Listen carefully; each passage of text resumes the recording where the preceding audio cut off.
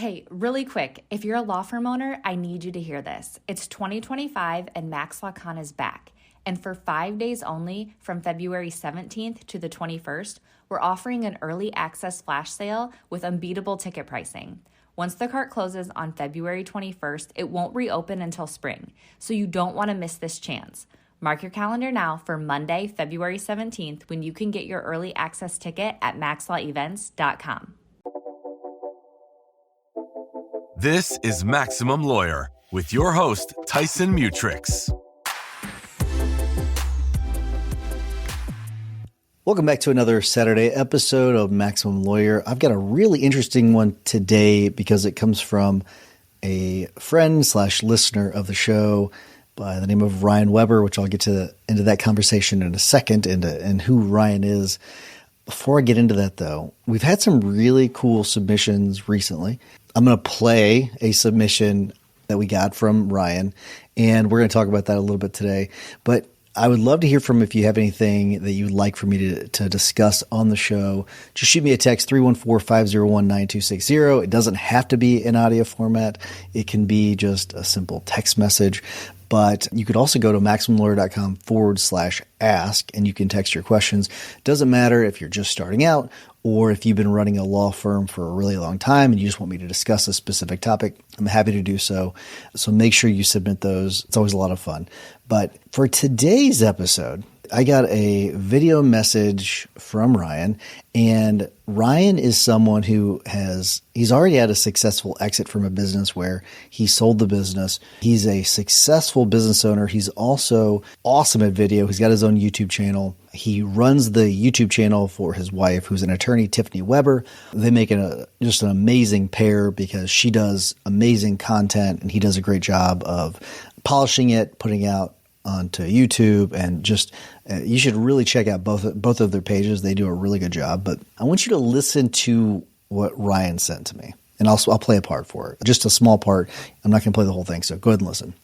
I think a fun topic for you to talk about on the podcast might be something around hiring, and the whole premise of the best employees or the employees that you're looking for are not sitting on job boards. So they're not looking for your job posting. So it's kind of pointless to post jobs. And we know that hiring is the biggest factor right now to growth in law firms. So a more effective model is for you to be your own headhunter, or you hire somebody within your organization to reach out to this top tier talent, probably through LinkedIn, to be honest. But I think that would be an interesting Saturday episode conversation, because people think that they can just post a really cool job posting and they're probably not going to get A or even B talent, because A and B talent is not looking for a new job. They're generally happy. So if you want really high skilled talent, you're going to have to go seek them out yourself. Probably going to pay more, but I mean, us and our law firm, we're willing to pay more, and every single hire that we have that we've sought out has worked out really well compared to the ones that we've done through job boards. Just thought might be something you can put on your topic list if you start running out of ideas. Talk soon, man. See you. Bye.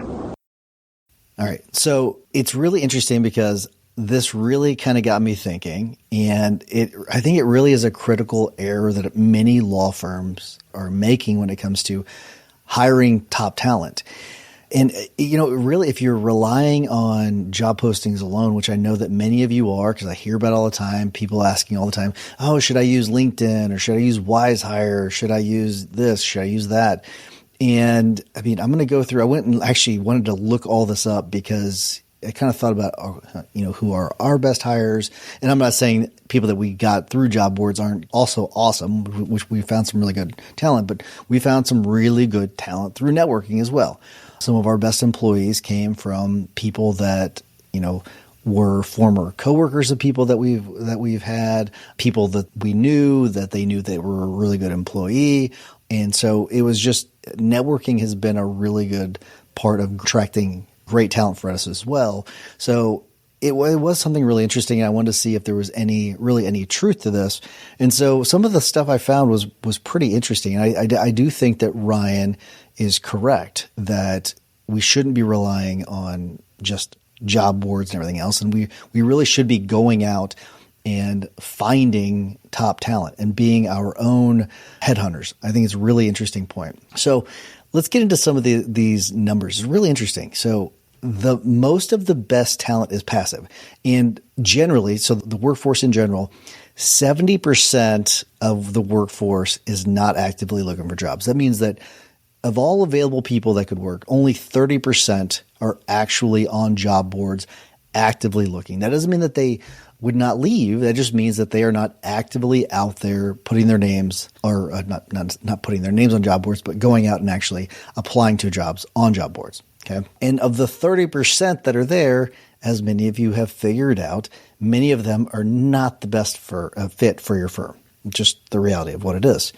I do wonder also if there's some of truth to the fact that maybe the fact that because they are looking, that they're not the best potential candidate for your firm either. That's something that has also crossed my mind.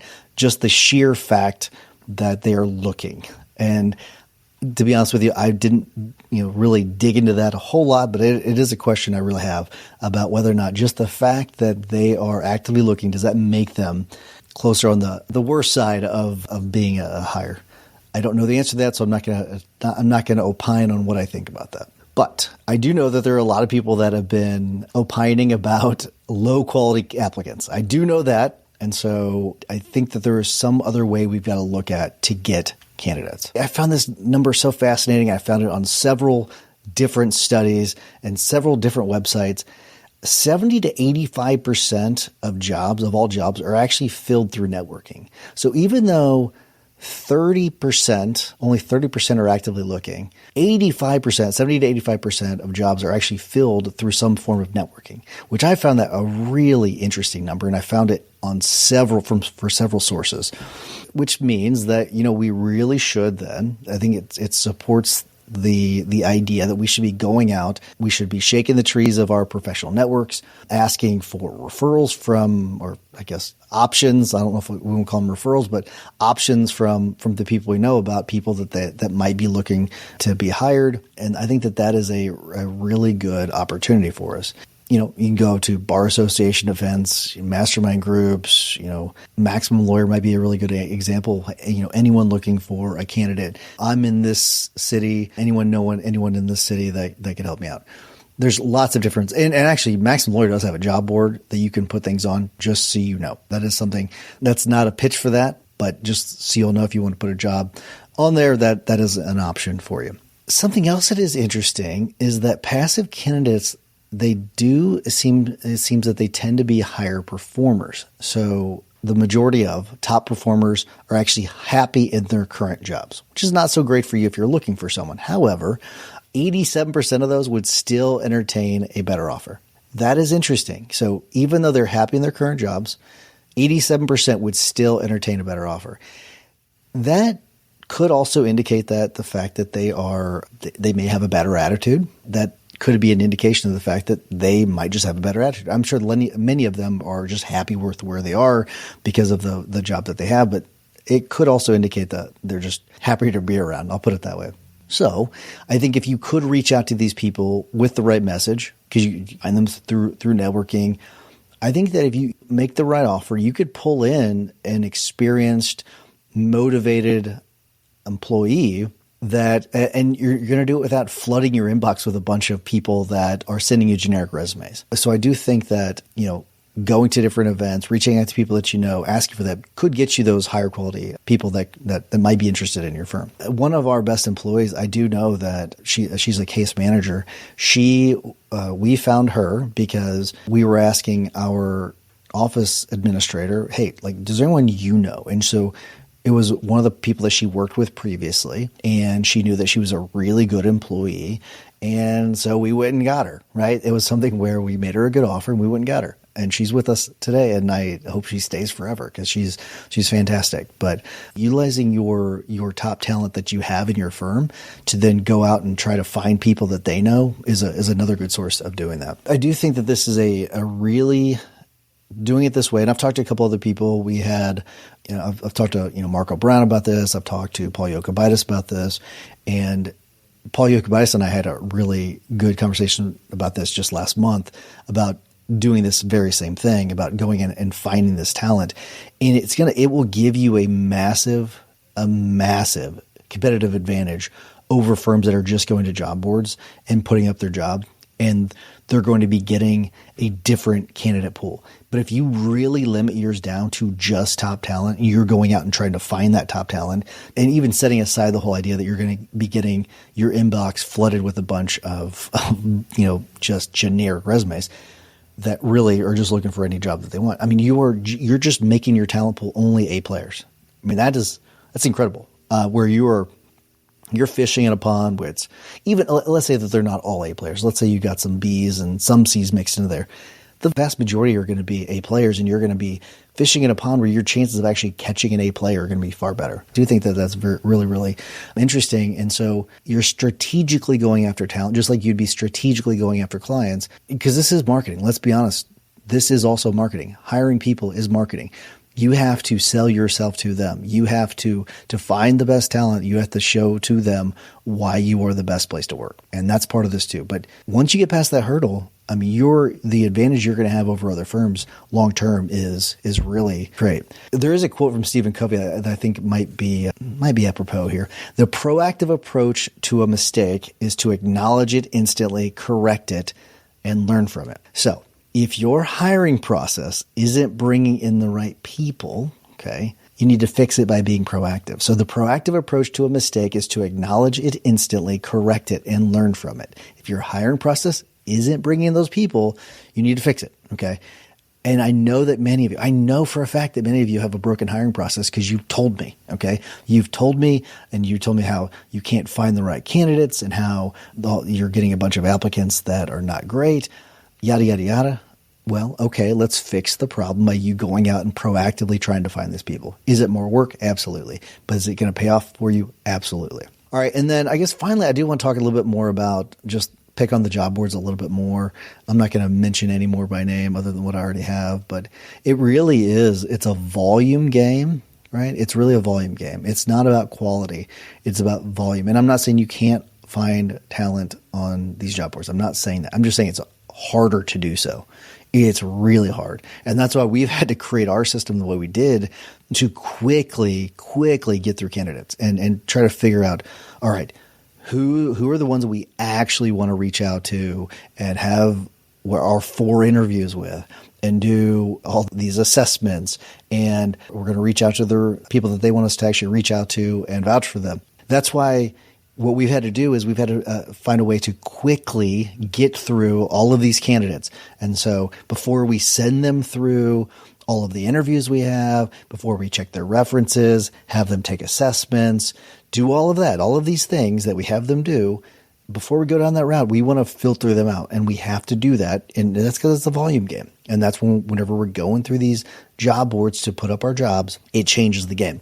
And if you can shift all of that effort over into quality game as opposed to a volume game, you're going to get a high volume of good applicants compared to what you're getting when it comes to the high volume of bad applicants on these job boards. It's going to mean you're going to have also more time screening. So even though it's, I guess, high volume, I'm not really saying proportionately high volume, not necessarily an actual high volume, just so you know, so I'm clarifying on that. But that means you're going to have more time screening the applicants because you're going to be looking at fewer qualified candidates, which is going to be, that's a massive benefit too. So not only are you targeting the best talent, it's going to save you. So you're increasing the chances of actually getting top talent, but you're going to be saving yourself a lot of time. So do the direct outreach, do the networking, do targeted hiring. Something else you could do is I love this whole idea of if you interact with someone in your business in some capacity and you have a great experience with them, I am a firm believer in reaching out directly to them and seeing if they're looking. Now, I would not recommend doing this if it's one of your major referral partners or in some way going to negatively affect your business. Don't do that. But if it's not going to negatively affect your business when it comes to, your revenues going down, you don't want that to happen. But if it's not going to negatively affect your business, I'm a firm believer in going out and see if you can attract that talent and get them to come over into your firm. So see if you can go out and source and find the best people for your firm. If you stop relying on these job boards exclusively, continue to use them. I do think you should still continue to use them. But if you want to find these A players the fastest for your firm, start thinking like a headhunter. I think that is the best way of doing this. Start thinking like a headhunter. Reach out to your colleagues, reach out to the, different, go to bar association events, the multiple legal communities that are out there, B&I groups, all of that. Actively recruit to find that top talent and really start thinking long-term about it, as opposed to, I do think that sometimes we're in such a need sometimes to hire people. We think of hiring as more of a short-term thing. So look at it more of a long-term thing. It might change your perspective. But as a reminder, that's all I have for us. But as a reminder, if you want me to cover something on the Saturday show, shoot me a text, 314-501-9260 with whatever you want to cover. I got a funny text from someone. I'm not going to repeat what it was, but it was pretty funny, and I got a kick out of it. So keep them coming. I love to hear from you. Remember that consistent action is the blueprint that turns your goals into reality. Take care. Talk to you next Saturday.